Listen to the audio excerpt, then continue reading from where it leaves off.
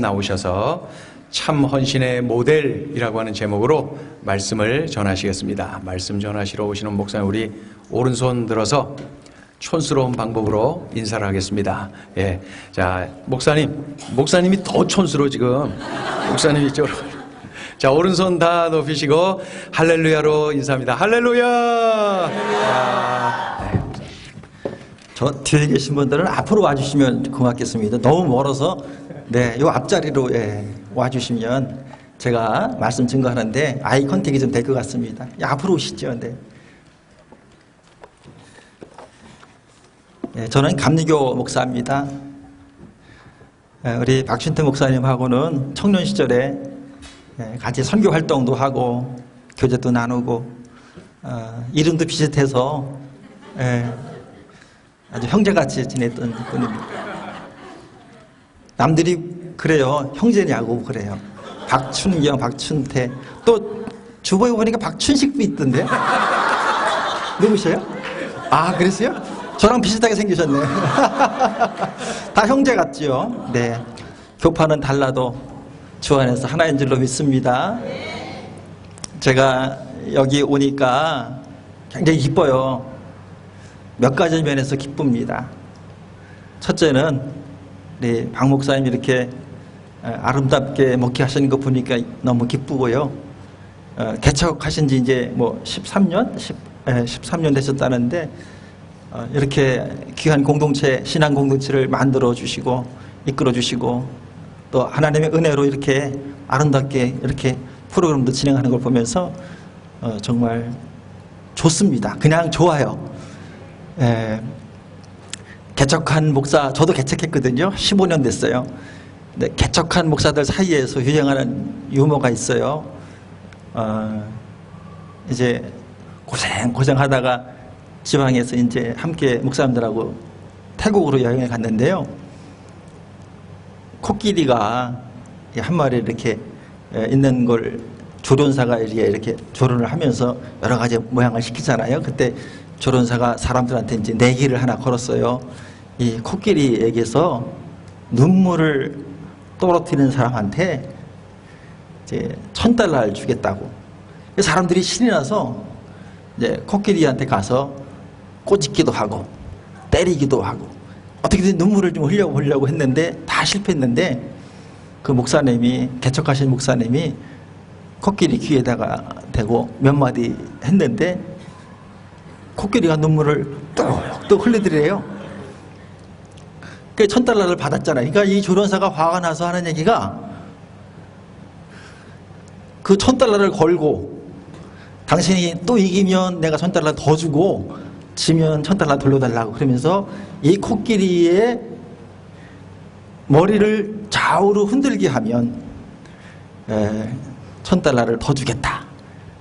그러니까 이 목사님이 가서 귀에다 대고 몇 마디를 딱 했는데 이 코끼리가 두 발을 갑자기 확 들더니 고개를 옆으로 막 흔들면서 막 정말로 그렇게 머리를 흔들더라는 겁니다.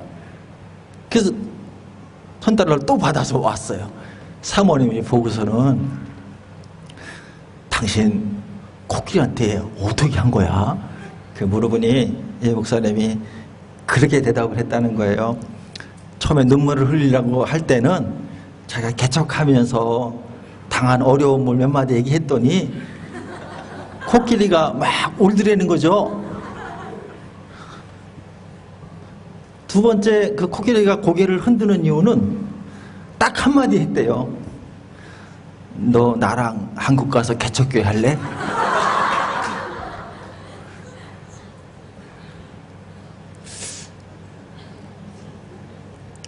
개척교회 참 힘듭니다. 오죽했으면 제가 이렇게 됐겠어요. 머리 다 빠졌잖아요. 정말 힘들어요. 한 생명이 전화 갔다고 그렇게 생각했는데 미련 없이 떠나는 걸 보면서 정말 마음이 무너질 때도 많고요. 그 성도 한 명 안 오면 정말 무슨 일이 있을까 고민하다가 전화기 돌리기가 두렵고요. 또 목사님 잠깐만요 이러면은 가슴이 철렁 내려앉아요. 목사님 잠깐만 대화할 수 있어요? 그러면은 그거는 가겠다는 거거든요. 목사님 이사 가게 됐어요. 교회를 옮기게 됐어요. 아이 때문에 더 큰 교회로 가야 되겠어요.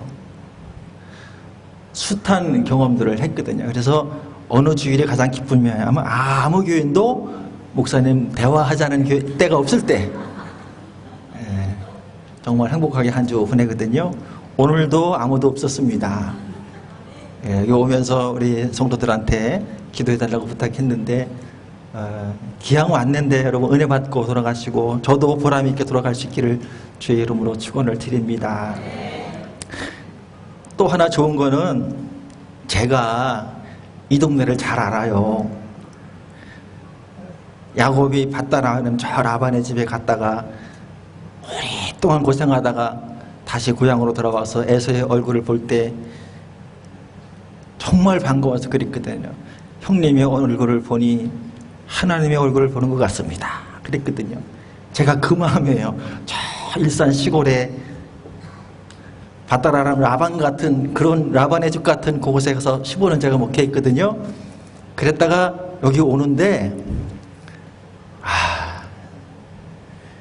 제가 여기 백년산 요 너머에 홍현초등학교 1회 졸업생이거든요.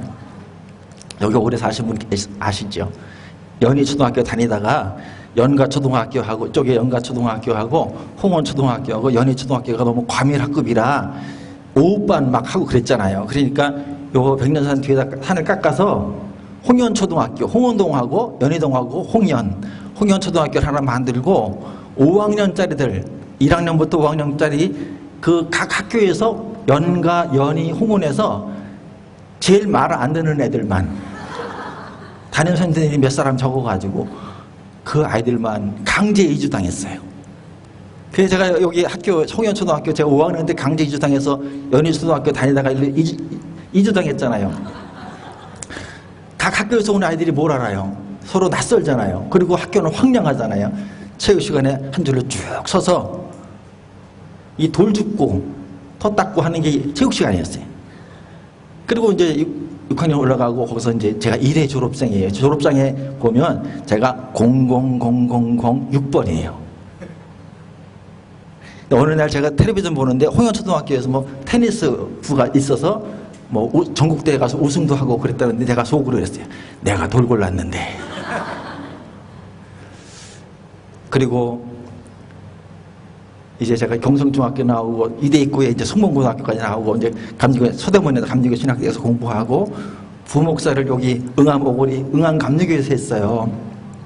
95년부터 2003년까지 8년 동안 응암교회 부목사 생활을 해서 여기 정신병원서부터 저기 세무서 저 서부병원 이 응암동 일대를 신방 다니느라고 온갖 누볐어요. 제가 오늘 보면서 이 동네를 보니까 주의 얼굴을 보는 것 같은 거예요. 너무 반갑고 목사님 때 여기서 목회하시면서 이렇게 성공하신 거 보면서 이 영락중학교도요.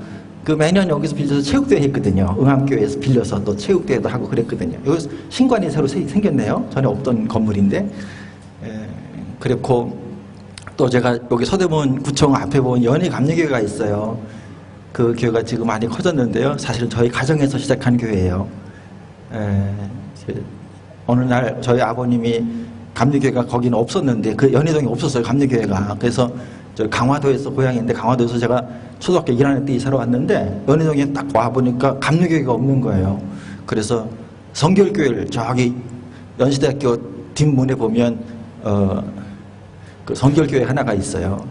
연산 성결교회라고 그 교회에 다니는데 어느 날 갑자기 아버지가 교회를 옮기라고 그래서 아무도 없는 아이들도 없고 아무도 없는 교회로 옮겼는데 그게 뭐냐 하면 바로 지나가는 전도사님이 한 분이 전도를 했는데 그 전도사님이 감리교 전도사님이었던 거예요. 그래서 저희 아버님이 우리도 감리교인인데 여기 연희동에 와보니까 감리교회가 없어서 성결교회를 다니고 있습니다. 그러니까 그 전사님이 우리 가정 그러면 여기서 감리교회를 개척합시다.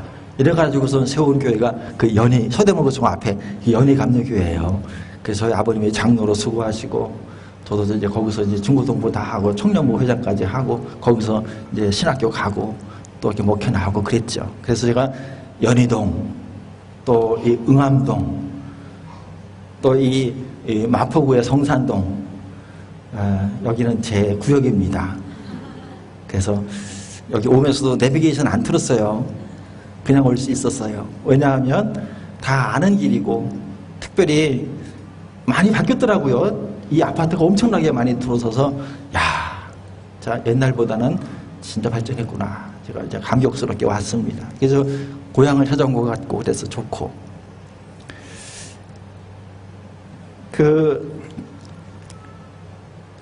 하나님 나라 운동하기 위해서 예수님이 어느 날 길로 나가셨어요. 요즘 말로 하면 지방선거에 출마하신 거예요. 목표는 지방선거에 당선되는 게 아니고 하나님 나라 운동을 하려는 거예요. 오늘 본문 1절에 보니까 그 후에 예수께서 각 성과 마을에 두루 다니시며 하나님 나라를 선포하시고 그 복음을 전하실세. 그러니까 갈릴리에서만 사시다가 어느 날 갑자기 나 여기 갈릴리에서만 있는 존재가 아니야. 나 각 성과 마을마다 다니면서 하나님 나라를 전해야 돼. 그러면서 출발하셨는데 출마하신 거예요. 그러면서 각 마을마다 다니면서 막 인사하시고 고치시고 전도하시고 막 하시는 거예요. 근데 운동원이 있어야 될 거 아니에요. 출마한 사람이 혼자 하나요? 운동원이 있어야 되잖아요. 그래서 운동원을 뽑으셨는데 누굴 뽑으셨죠? 12제자를 뽑으셨어요. 오늘 본문에 보니까 뭐라 그랬어요? 12제자가 함께 하였고. 근데요 보세요. 다른 복음서에는 마태, 마가, 요한복음서에는 이런 말씀이 없는데 누가복음에만 특별히 이 말씀이 있어요.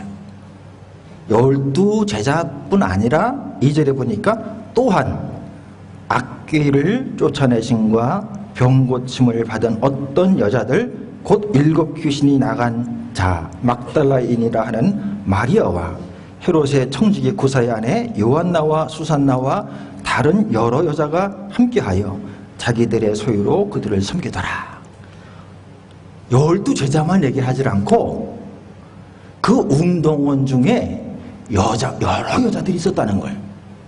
12명보다 더 많은 여러 여자들이 함께하면서 특별히 자기들의 소유로 그들을 섬겼다는 거예요. 예수님이 어떻게 운동할 수 있었는가? 제자들은 그냥 따라다녔지만 섬기는 이가 또 있었는데 그들의 소유를 가지고 예수님을 섬기던 여자들이 있었다는 거예요.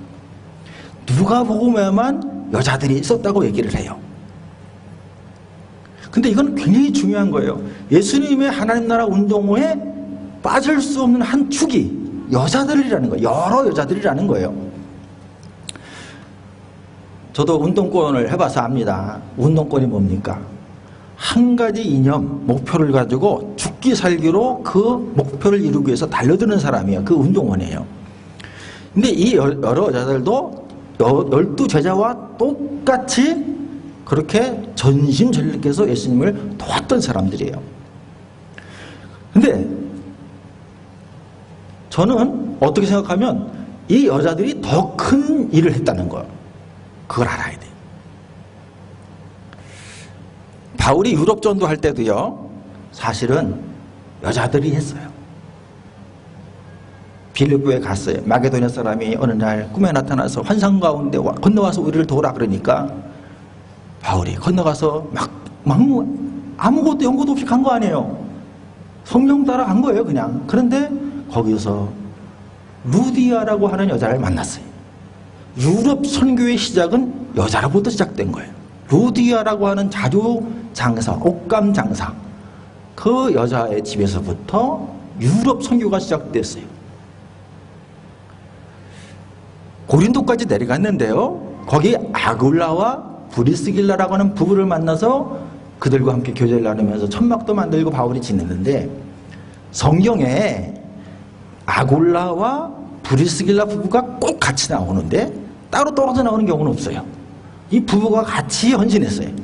그런데 재밌는 거는 6번 이 부부의 이름이 나오는데 처음에는 아굴라와 프리스길라, 아굴라와 프리스길라 이렇게 2번 나오더니 그 다음부터는 프리스길라와 아굴라, 프리스길라와 아굴라 4번이 연속 나와요.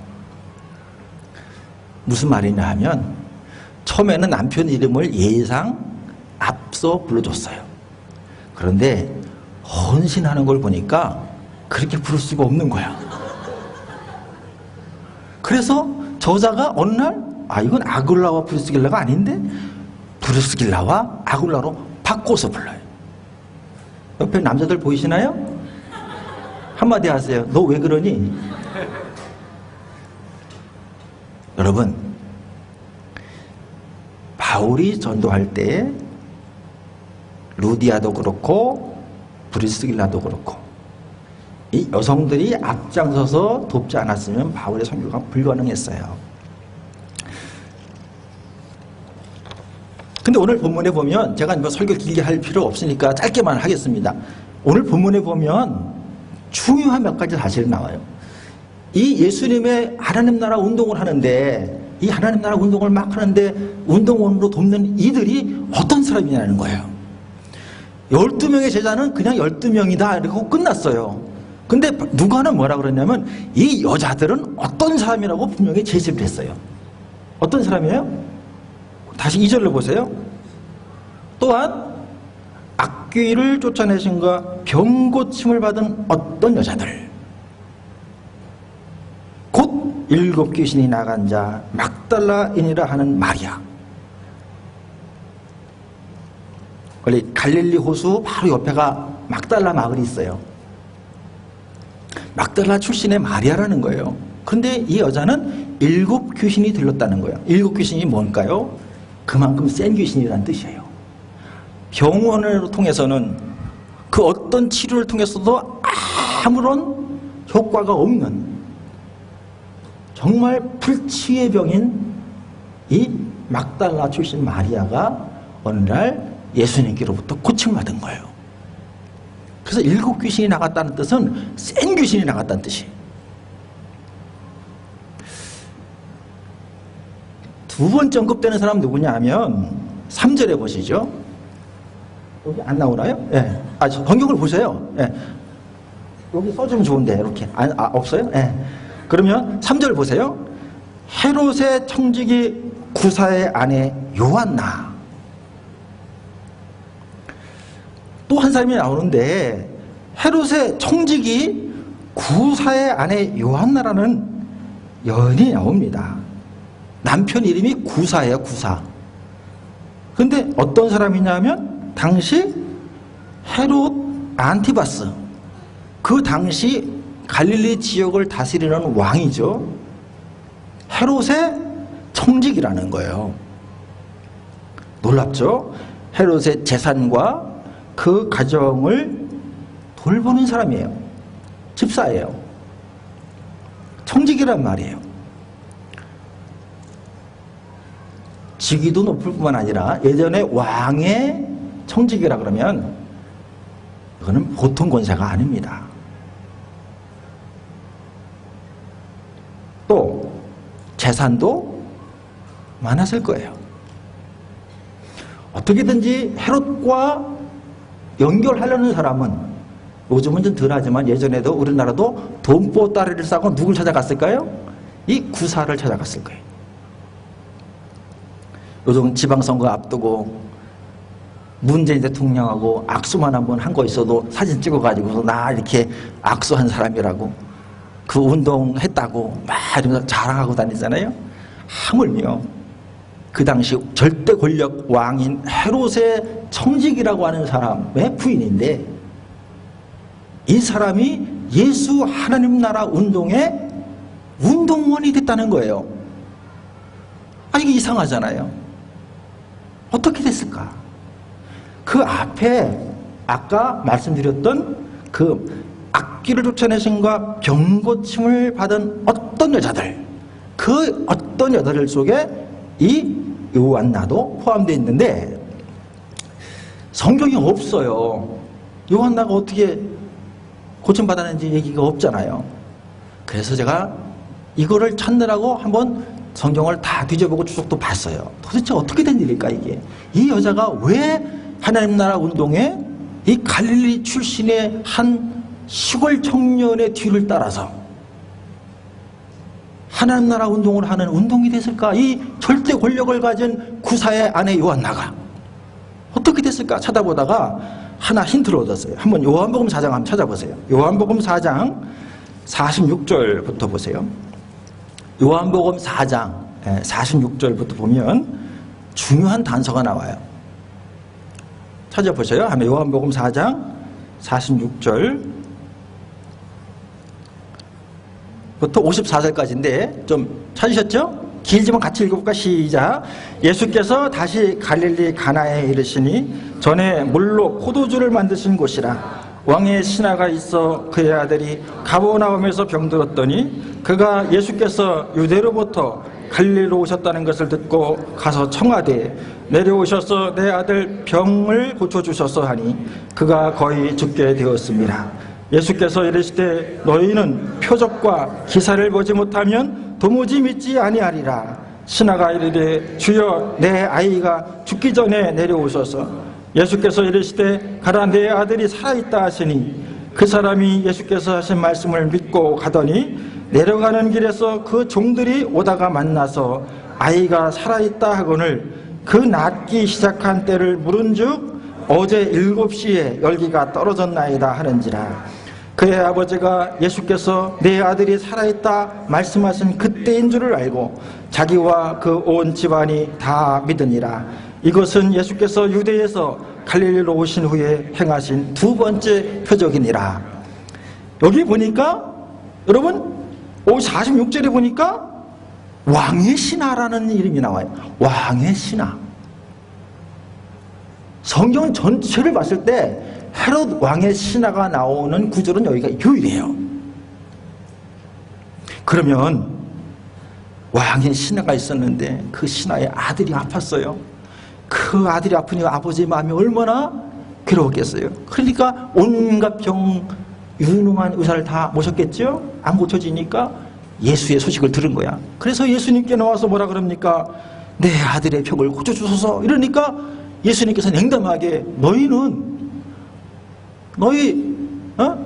헤롯과 그 부하들 너희는 표적이 아니면 기사를 보지 못하면 도무지 믿지 아니하는 사람들이라. 나랑 상관없다. 그러니까 이 신하가 포기하지 않고 또 말합니다. 주여 내 아이가 죽기 전에 내려오셔서 고쳐달라. 그러니까 예수님이 한마디에 딱 하셨어요.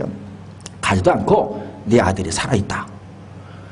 그러니까 이 사람이 그 말을 듣고 집으로 막 가본 거예요. 근데 집에서 자기 신하가 또 와서 길에서 만났는데 보니까 그 신하가 뭐라 그러냐면 그 종이 뭐라 그러냐면 주님 당신의 아들이 살았습니다. 이러는 거예요.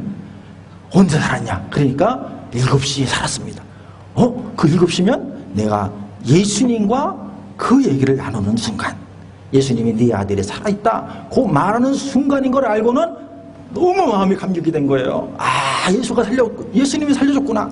그래서 맨 끝으로 보세요. 53절에 보니까 뭐라 그러냐면 자기와 온 집안이 다 믿으니라 이랬어요. 혹시나 왕의 신하가 이 구사가 아닐까? 그러면 이 구사가 온 집안이 다 믿었다 그러니까 자기의 아내 요한나도 이때 예수를 믿게 된 것 아닐까? 추측해 볼 수 있는 거죠. 성경 어디에도 왕의 신하는 여기밖에 없으니까. 누가복음에는 헤롯의 왕의 청직이라고 나오고 요한복음에는 왕의 신하라고 나오는 것 용어가 다르지만 그러나 헤롯의 측근이 고침받은 건 여기가 유일해요. 아마도 요한나는 자기 아들이 고침받아서 너무너무 마음에 기뻐서 저 갈릴리 사람 천사람이지만 나는 권세 있는 사람의 부인이지만 귀부인이지만 내가 예수 운동에 내가 운동원이 돼야 되겠다. 그래서 앞장서서 예수를 도왔을 거예요. 그 뒤에 뭐 수산나도 나오고 여러 이름이 나오지만 그 사람에 대한 기록은 잘 알 수 없어요. 그러나 그와 비슷하게 예수께로부터 은혜를 받았던 많은 여성분들이 예수운동에 함께 동참했는데 중요한 특징 제가 몇 가지 말씀드리고 정리하려고 그래요. 첫째, 남자들과 달리 이 여자들은 자발적인 공동체였다는 거예요. 남자들은 예수님께서 만나서 부르셨어요. 베드로야, 내가 너를 사람을 낚는 어부가 되게 하리라. 나를 따라와라. 제자들은 부르셨어요. 네가 무화과나무 아래 있을 때 내가 너의 깨끗한 순결함을 봤다. 간사함이 없는 걸 봤다. 그러면서 부르셨어요. 근데 여자들은 아무도 안 부르셨어요. 그런데 놀랍게도 여자들은 예수님이 불렀다는 표현은 한 군데도 없지만 스스로 은혜 받아서 스스로 체험해서 예수님의 놀라운 능력과 그 복음에 감동되어서 스스로 자발적으로 섬기기 시작한 거예요. 저는 이게 중요하다고 생각합니다. 여러분 어떻게 섬기는 게 더 기쁜 줄 아세요? 제가 목회자니까 우리 성도들 보고 권사님, 집사님 이렇게 좀 해주세요. 약간 냉담해요. 근데 해요. 그 사람하고 제가 부탁하지 않았어요. 근데 목사님 내가 은혜 받았어요. 내가 할게요 하면서 스스로 하는 사람하고 누가 더 이뻐 보일까요? 예, 저는 목회자입니다. 예수님 마음도 똑같았을 거예요. 제가 부담을 갖고 너 나 따라와라. 그런데 안 따라온 사람도 있고 따라온 사람도 있을 거 아니에요. 예수님이 한 사람 한 사람 부르시면서 부담을 갖고 부르셨을 거예요. 그렇게 해서 헌신하는 사람하고 부르지 않았지만 은혜 받아서 봉사하는 사람하고는 달라요. 예수님이 그래서 애들 집에 유하시면서 그들의 섬김을 기쁘게 받으셨어요.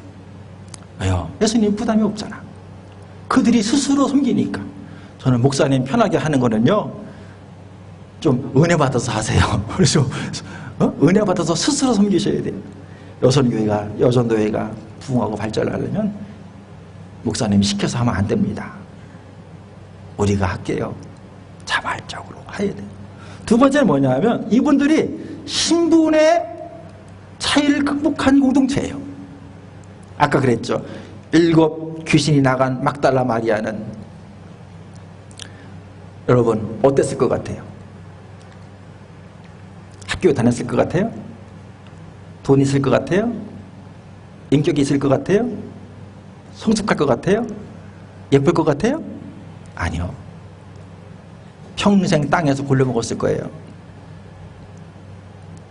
귀신 들린 사람 보셨죠? 미친 사람 보셨죠? 행색이 온전하던가요? 여기저기 부딪혀서 상처도 나고요. 배운 게 없어서 무식하고요. 소리만 지르고요. 오늘날 그 사람이 예수님께로부터 7 귀신이 나갔다고 그래서 갑자기 인격이 성숙해지던가요? 아니요. 인격은 하루아침에 변하지 않습니다. 그 여자가 들어와 있고 구사의 아내 요한나 그 귀족의 부인이 그 공동체에 들어와 있는데 어떻게 함께 일할 수 있었을까? 예수운동, 하나님 나라 운동을 하는데 운동원으로 그들이 어떻게 한 공동체를 만들어서 예수님을 섬길 수 있었을까? 적어도 이거 하나 분명합니다. 신분의 차이를 극복했다. 천한 사람과 귀한 사람의 차이가 그 공동체 안에서 없었다는 거예요. 무식해지고 배운 거 없고 못생기고 상처 많고 배운 거 진짜 아무것도 없어도 예수 운동하는 데 있어서 장애가 되질 않았고 성경에 그녀의 이름이 당당하게 기록되어 있다는 거죠. 세 번째는 인종적 차이를 극복한 공동체예요. 보세요. 헤롯은 이두메인입니다. 에돔 족속이란 뜻이에요. 에돔 족속의 밑으로 가보면 이두메인이 나와요. 에서의 후예예요. 이 사람이 정치력이 좋아서 그 당시에 헤롯 안티파스의 마음에 들어서 유대 땅의 왕이 됐어요. 그러나 그 지역의 사람들은 헤롯을 왕으로 인정하기를 싫어했어요. 왜요? 에돔 족속이라는 거예요. 이두메인이라는 거예요. 정통 유대인이 아니에요. 그런데 보세요. 그 사람이 자기의 청지기를 둘 때는 누구를 돕겠어요? 가장 가까운 사람 돕겠죠. 아무나 두나요? 자기 제사를 관리하는데? 믿을 만한 사람 뒀을 거예요. 그러면 제 생각에는 적어도 자기 동족을 썼을 거예요. 그러면 이 구사는 유대 이름이 아니에요. 그러면 적어도 이 구사는 이두메인이에요. 헤롯과 같은 족속일 거예요. 그럼 그 부인 요한나도 아마도 이두메인일 거예요. 그 여자와 막달라 마리아와 다른 여러 여자들이 함께 예수님이 운동원이 됐는데, 놀랍게도 그 다른 인종이 아무런 갈등이 없이 예수 운동에 앞장서고 있어요. 빈부의 차이를 극복했습니다. 막달라 마리아와 요한나는 수준의 차이뿐 아니라 재산의 차이도 엄청났을 거예요. 그것조차도 극복한 공동체입니다. 여러분, 자기들의 소유로 그들을 섬기더라. 저는 이 말씀을 묵상하면서 너무너무 감동이 됐어요. 제가 만약에 누가라면 이 본문을 기록한다면 대부분은 요한나의 재산으로 섬겼더라. 이렇게 썼어야 맞아요. 요한나는 구사의 아내이면서 부자고 왕의 측근이고 청직이에요. 돈은 어마어마하게 있었을 거예요. 예수님의 12명의 제자들이 먹을 거 걱정하지 않고 선교 다닐 수 있었던 것은 이 요한나라고 하는 여자가 자기 재산을 많이 풀어서 도왔을 거예요. 그런데 본문에 보세요. 어디 요한나 이름이 있어요? 없죠? 뭐라 그랬냐면 자기들의 소유로 그들을 섬겼더라. 조금 낸 사람이든 많이 낸 사람이든. 막달라 마리아는 돈이 많았을까요? 거의 없었을 거예요. 특별한 사람의 기득권이 보이지 않습니다. 언제나 그런 건 아니죠, 여러분? 성경에 보면 기득권 때문에 교만하게 된 사람은 얼마나 많습니까? 빌보교회 아시죠? 빌보교회 바울이 개척을 했어요. 루디아가 처음 자기 가정에서 교회를 시작했어요. 그런데 그 교회에 유오디아라는 여자하고 순두계라고 하는 여자하고가 함께 들어와서 예수 운동에 앞장섰는데, 바울이 감옥에서 들어보니까, 로마의 감옥에 갇혔을 때 빌립보에서 소식을 가지고 왔어요. 들어보니까 유오디아하고 순두계하고 서로 싸웠다는 거야. 그래가지고서는 교회가 분란이 생겼다는 거예요. 네가 오르니 내가 오르니, 네가 앞서니 내가 뒷서니 앞서니 하면서 서로 싸웠다는 거예요. 그래서 바울이 뭐라고 그랬어요? 편지를 쓰면서 빌립보를 감옥에서 그 옥중서신을 쓰면서 뭐라고 그랬냐면 이렇게 썼어요.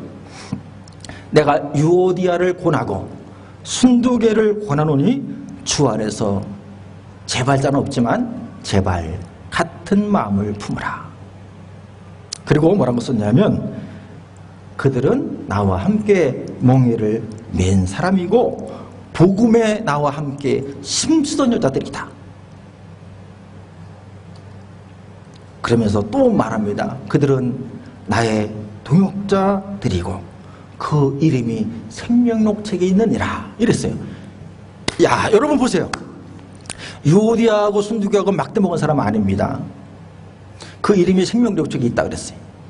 바울은 뭐라고 그랬냐면 그들은 나의 동역자라 그랬어요. 그리고 뭐라고 그랬냐면 나와 멍에를 같이 맨 여자들이라는 거예요. 유오디아하고 순두교에게 아무렇게 막 돌 굴러먹다가 교회 들어온 사람 아니에요. 바울과 함께 빌립보 교회에 있을 때 헌신했던 사람들이에요. 바울은 오죽했으면 그들을 도우라고 그랬을까요? 그들이 나와 함께 생명록 책에 있다고 그랬을까요? 그런데 문제는 그 사람들이 바로 갈등의 근원이라는 거예요.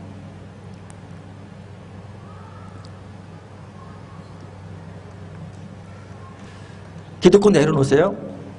네, 여러분, 제가 박 목사님하고 제가 여러분 얘기를 모르잖아요. 누가 누군지 모르잖아요. 저는 교회 설교하다가 어느 여성 성도도 보고 이렇게 내가 설교했는데 그 성도가 상처받았다 그러더라고. 나중에 왜 목사님 나를 쳐다보고 그 얘기를 하세요? 이러더라고. 내가 그래요? 그랬더니 아니 그 누군 쳐다봐요. 이렇게 쳐다보다가 우연히 마주친 거지. 목사가 이렇게 설교하다가 우연히 마주치지 그걸 그 사람한테 얘기했어요. 여러분 나랑 눈이 마주치세요. 지금 제발 기득권 내려놓으세요.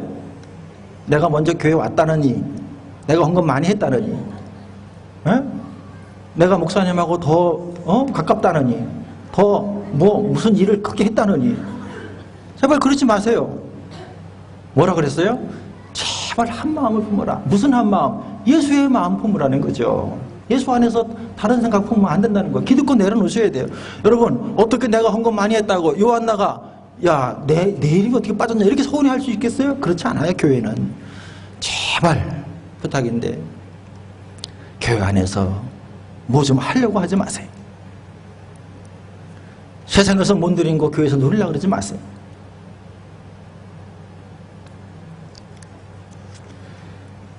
요한 3서에 보니까 디오드로베라는 남자가 나오는데 이 사람이 요한이 자기 측근을 보내서 그 교회의 사정을 알아보러 갔더니 쫓아냈어. 그 왜 그런가 봤더니 요한과 친한 사람이 오면 자기의 위치가 흔들릴까 봐 아예 쫓아낸 거야.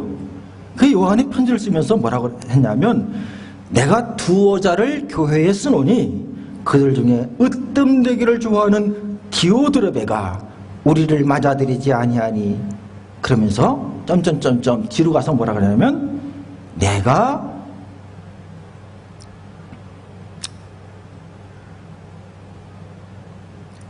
악을 행하는 자는 하나님을 배웁지 못하느니라. 이렇게 결론이 나요. 이게 요한이 편지를 쓰면서 뭐라 그랬냐면 디오드레베 같이 교회 안에서 으뜸되기를 좋아하는 사람은 끝에 하나님을 뵙지 못하느니라로 끝나는 거예요. 그래서 하지 말라는 거예요. 여러분 처음 요성교회에 막달라 마리아와 구사의 아내 요한나가 어떻게 하나가 될 수 있었을까? 기득권이 없었기 때문이에요. 다 은혜로 살았던 사람이에요. 너도 나도 예수님의 은혜가 아니면 여기 올 수 없는 사람들이니까 다 은혜로 왔지.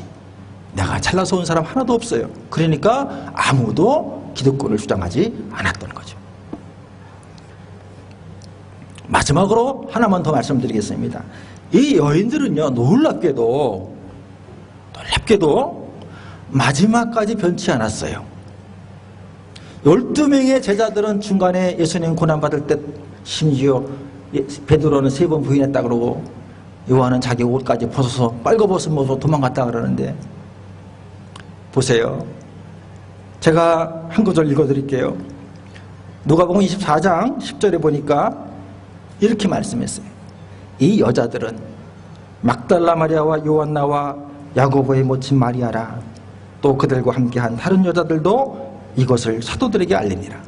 예수님이 부활했는데 그 고난의 현장과 무덤과 부활의 현장에서 예수님이 처음 만난 사람들이 누구냐면 막달라 마리아와 요한나라는 거예요. 이 사람들이 예수님을 보고 사도들에게 알렸다는 거예요. 사도들은 뭔데? 사도들은 뭐하는 거예요 지금? 부름받은 그들은 뭐하는데? 자발적으로 순종했던 이 여인들이 그들에게 가서 복음을 전하느냐고요. 보세요. 마지막까지 이름이 남아있는 사람은 막달라 마리아와 요한나예요. 야, 끝까지 배신하지 않는구나. 자발적으로 섬겼습니다. 신분의 차이도 극복했습니다. 인종적인 차이도 극복했습니다. 빈부의 격차도 극복했습니다. 지속적으로 섬겼습니다. 제가 제목이 뭐라 그랬어요? 참 헌신의 모델이에요. 이 여자들 몇 구절 안 나오지만 이 여자들 너무너무 귀한 분들이에요. 동기가 순수해요. 오직 예수님만 바라봤던 사람들이에요. 예수님 외에 그 어떤 것도 중요한 것이 없었던 사람들이에요. 그래서 자기의 그 어떤 것도 자랑한 것이 없어요.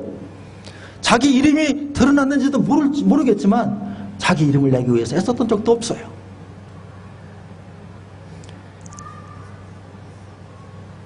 따라합시다. 동기가 선하면 태도가 달라진다. 다시 합시다. 동기가 선하면 태도가 달라진다. 여러분 혹시 여러분의 태도가 이상하면 양파 까듯 동기를 보세요. 저 사람의 나의 태도가 좀 이상해졌죠? 그러면 뭐가 달라진 거예요? 동기가 바뀐 거예요. 동기가 선하면 태도가 달라져요. 여러분의 태도가 변하면 여러분 안에 있는 동기가 변하는 거예요. 예수님 바라보는 게 아니고 어느 날 갑자기 나를 바라보게 되고 내 명예 높이게 되고 시기하게 되고 경쟁하게 되고 태도가 바뀌는 거예요. 동기가 선하지 않으니까 태도가 변하는 거예요. 바울은 자기 동기가 분명했어요. 사나 죽으나 내 안에서 그리스도가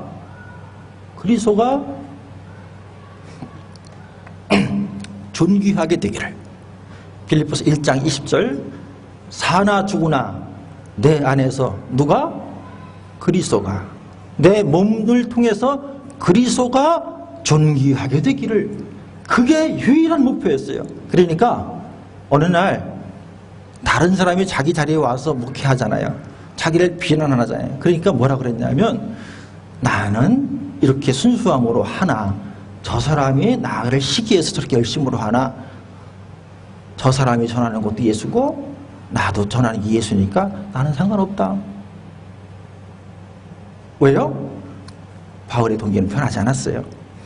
그 사람이 어떤 모양으로 하든지 그 사람이 전하는 것도 예수고 내가 전하는 것도 예수인데 내가 뭐라 시기하겠냐. 그 사람이 나를 시기한다 할지라도 나는 개의치 않는다. 그러면서 오히려 자신이 동기가 선하다는 사실을 증거했어요. 그래서 내 몸 안에 사는 이가 그리스도니 죽는 것도 유익함이라. 이렇게 빌립보서 1장 21절에서 고백했어요. 20절에서는 사나 죽으나 내 몸에서 그리스도가 존귀하게 되기를 원하니 그리스도가 내 안에 주인이시니 사나 죽으나 오직 예수뿐이라는 거예요. 그리고 그 예수님을 위해서 나는 모든 선한 일을 하니 동기가 선하니 나의 모든 행동과 태도가 거기에 집중되어 있으니까 그 삶이 올바르게 갈 수밖에 없는 것입니다. 양파 까듯 벗겨보세요. 저는 목회하면서 스스로 좀 벗겨봅니다. 자, 이제 끝내야죠, 이제. 예, 하나만 예화 들고 끝내겠습니다. 목사님이 계셨는데요. 이렇게 고백하는 거예요. 어느 날 내가 목회하는데 나 참 열심히 했는데 내가 양파 까듯 내 동기를 살펴보니까 실패에 대한 두려움 때문에 했다는 거예요. 자기 아버지가 개척교회 목사님이셨는데 어머니가 어느 날 이 두통이 오셔서 병원에 갔는데 터져서 돌아가셨대요. 근데 아버지가 혼자 목회하니까 사모님 안 계시고 혼자 하니까 그 아버지도 목회에 실패하셔서 어느 날 교회가 그냥 풍비박산이 난 거예요. 근데 이 아들이 신학교를 졸업하고 미국에 유학을 갔다가 거기서 미국서 이제 목회를 하시는데 얼마 전에 오셨어요. 한국에 오셔서 특별히 강의를 하시는데 자기가 막 울면서 이렇게 얘기를 하는 거예요. 나는 우리 아버지처럼 되기 싫어서, 실패한 목사 되기 싫어서 죽기 살기로 목회했대요. 근데 어느 날 보니까 막 웃으면서 그러는 거예요. 내 안에 예수가 없더라는 거예요. 예수 때문에 일한 게 아닌 거예요, 그 사람. 어느 날 내가 깨달은 거야. 예수님 때문에 그 일을 한 게 아니고 내가 실패할까 봐 무서워서, 내가 실패한 목사라고 낙인 찍히는 게 두려워서 그렇게 죽기 살기로 목회한 거예요. 그 교인들이 생기고 보니까 그 교인들이 너무 불쌍한 거예요. 그 사람들 마음속에 예수를 넣어야 되는데 자기를 넣은 거지, 자기를. 그래서 그 후로 깨닫고 극복하기 위해서, 지금도 극복하기 위해서 기도하고 있답니다. 저는 그 얘기 들으면서 제가 생각해봤어요. 나 왜 목회하지? 나는 왜 목회할까? 예수 때문일까? 그래야 되는데 내 안에 다른 동기가 없을까? 양파 까듯 하나 바뀌어봤어요. 내 안에도 다른 동기가 있더라고요. 남들보다 좀 큰 교회 돼야지. 내 이웃에 목회하는 교회보다는 조금 더 커져야지. 이 악한 동기들이 내 안에 숨겨져 있어요. 예수 복음 전하는 게 목표가 아니더라고.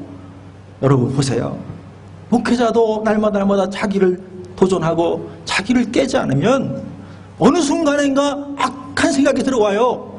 그래서 사람이 경쟁이 들어오고 시기심이 들어오고, 옆 교회가 부흥했다 그러면 질투의 눈으로 보고, 왜 하나님 저 교회만 부흥시키냐 그러고 항의하고 그래요. 그게 선한 동기입니까? 아니잖아요. 정말로 기뻐해야 되잖아요.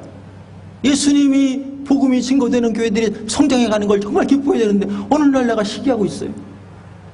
왜 저 교회는 이렇게 빨리 부흥했지? 나 우리는 왜 안 되지? 이런 두려움과 이런 걱정과 이런 것들이 나를 엄습해 올 때 내 안에 깨닫는 게 있어요. 아, 예수 때문이 아니구나. 여러분, 저만 양파 까듯 까게 하지 마시고 여러분도 한번 까보세요. 여러분 안에 여선교회로서, 장로로서, 권사와 집사로서 내가 왜 열심히 하지? 예수님 때문인가? 은혜 때문인가? 아니면 내 안에 인정받고자 하는 다른 욕심이 들어와서 질투하고 시기하는 마음이 들어와 있지는 않은가? 한번 보시고, 여기 요한나와 막달라 마리아가 끝까지 변치 않고 주님의 하나님 나라의 운동에 헌신했던 것처럼 여러분도 하나님 나라 앞에 가는 날까지 동기가 변하지 않고, 동기 변하지 않고, 그래서 태도도 변하지 않고 끝까지 겸손하게 주님만 바라보고 달려나갈 수 있기를 주의 이름으로 축원합니다. 하나님 감사합니다. 동기가 선하면 태도가 달라진다고 했는데 오직 예수님만 바라보게 하시고, 막달라 마리아와 요한나가 끝까지 아름다운 공동체를 이뤘던 것처럼 우리 행복을 전하는 교회의 귀한 여돈도에도 아름다운 신앙의 공동체를 만들어가게 하여 주옵소서. 예수님의 이름 받들고 간절히 기도하옵나이다. 아멘. 현장으로 나갑니다.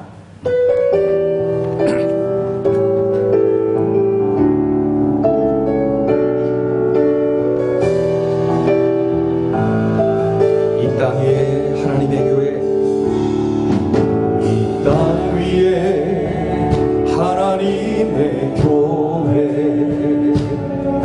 부르심을 따라 일어나